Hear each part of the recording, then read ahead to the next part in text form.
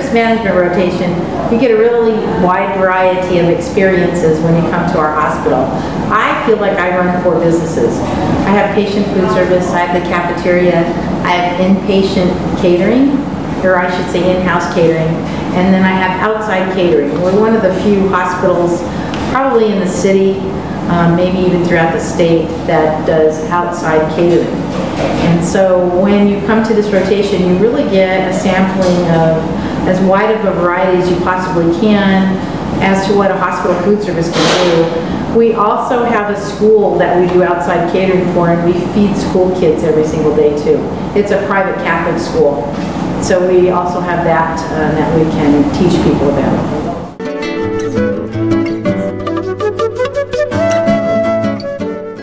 I expect the interns to come and really want to learn. I want them to be open-minded. I want them to be creative. I want them to be flexible. Management is not black and white. Management, far more gray areas in management than there are black and white areas. It's great to learn what you learn in books, but then when you get out into the field, it's a really different story. And you come to find that each person is really different when you're dealing with, in my role, I deal with the pot washer, and I deal with the administrator, I deal with doctors, I deal with people with PhDs. I mean, it runs the whole gamut. So it's really a good challenge for me to be able to learn how to speak to different people at their level and to be able to communicate appropriately. So I take that as a really good challenge, and I like to meet the challenge when I have it. It's kind of fun.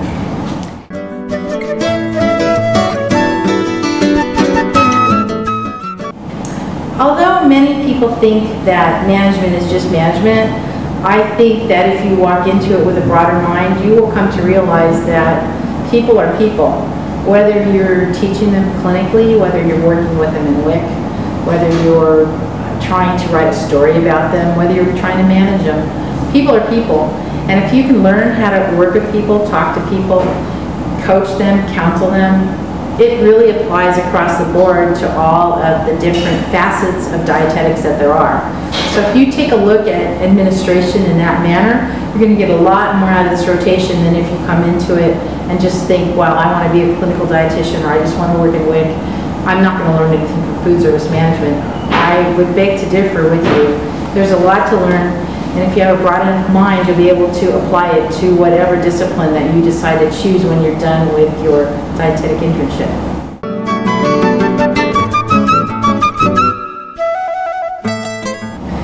I split our assignments out with our clinical dietitian. She takes some of the quality assurance performance improvement issues, and then I have more of the food management issues. For the quality assurance performance improvement, which we call QAPI, that's a little terminology for you, she has them do hand washing studies, which might sound boring, but it's extremely important to the infection control nurse, and it's a mission of the whole hospital. So we participate in that. We do patient satisfaction surveys. We also have the interns develop an in-service for the employees, and recently I've been having them develop the in-service so that it's a game, not just something where you sit down and teach somebody. That's not really the way adults learn, and especially the group that we have to work with in food service, they need something to get them engaged, to have fun with. My most recent interns developed hand washing bingo, and for the first time ever, my staff were going to sign up to take a class again. This is a first. So my next set of interns are coming through, and they are developing something for the therapeutic diet teaching. They're doing cardiac jeopardy. Who would have thought? So I think that this is a more effective way of teaching. So, and I want to also add that our interns come in twos and pairs, so that it's easier for them to learn and to really develop what they're doing, because there's two of them and they can bounce ideas off each other, and it's not such a scary thing to come into a kitchen when there's somebody else working with you. So we have those type of assignments, and then in the food management part, we'll teach you about pan sizes and tray lines and cafeteria food, and catering, and if we have a large catering, like right now, we have a catering coming up for 1,000 people. If I had an intern in my rotation, they would be working at us with that, at that function. Tomorrow night we're doing a served dinner for 70 people. I have 2 interns in the rotation. They're going to be assisting us with that rotation. And this week my interns have been, I gave them the assignment to develop some recipes for the cafeteria, some desserts, because we need some more variety. So today they were in the kitchen doing all kinds of things with gelatin. They were trying a 3-layer gelatin, different things in the middle of gelatin, mixing gelatin with all kinds of different things. So my interns, they were great today. When I walked into the kitchen, they said, no, no, no, look, this looks horrible. And I said, you know, one of the things you have to remember is when something happens, what do you need to take away from this? When something happens, really, it's how you deal with it. What's your next step? How do you fix it?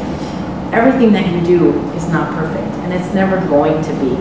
So you just make the best that you can. I mean, that's what management's all about.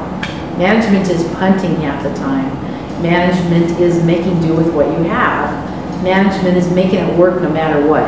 Management's being flexible. I love management. I wouldn't pick anything else. It's the most different thing every day. I don't have a boring job. I remember when I first started working here at Madera, it's only 106 beds.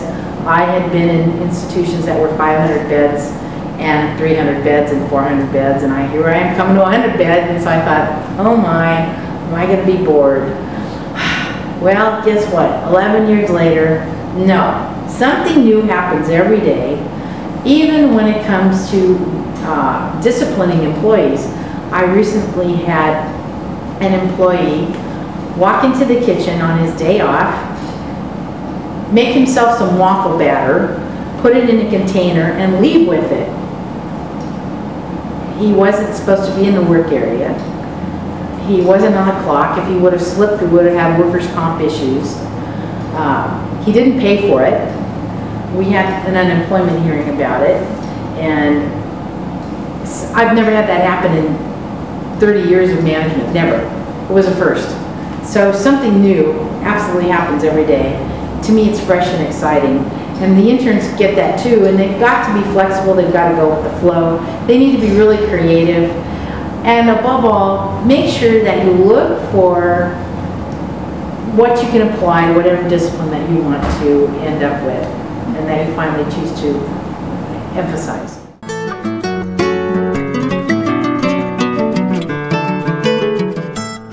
I think one of the best things that you can learn from this internship and from doing rotations, and especially from our rotation, is that sometimes, you know, you could learn whatever you want to in the book, and sometimes it'll apply, but sometimes common sense and sometimes that little voice inside of you, that's what steers you in the right direction on how you solve a problem. You have to learn how to think out of the box. You have to be flexible. You have to be creative. I know I said all that already. You have to be willing to learn. You have to accept constructive criticism. You have to be willing to roll your sleeves up, and if you wash pots one day, then so be it. There are many times when we have large functions and we're people short, I sit back and scrape the dishes. It's fine with me. My staff did all the work. I'm the quarterback. I think it's important with management that you remember there's no I in team. That's why it's called a team. So I get to be the quarterback, and that's pretty fun. But I have my wingmen, and I have my corners, and I have my defensive ends, and all that kind of stuff. But when it comes down to it, the best thing that you can do is work as a team, be flexible, use common sense, and just enjoy what you're doing. Go with the flow. Don't sweat the small stuff. And if you don't get in the first time, try it again. There's a reason things happen. And sometimes when you wait, you're going to get an even better experience than if you would have jumped into it the first time. And I think one of the best things that you can do to prepare yourself is to work in some type of a nutrition-related food service establishment, or even an aging clinic, or working with WIC. Actual work experience is going to put you so far ahead of those people in your class that have never worked anywhere. You're not going to feel so funny going into these places because you've already gone through it, and you've already gone through that part of the learning curve. So you're going to be steps ahead, and it will allow you to learn more because you don't have to go through the basics. You've already done that.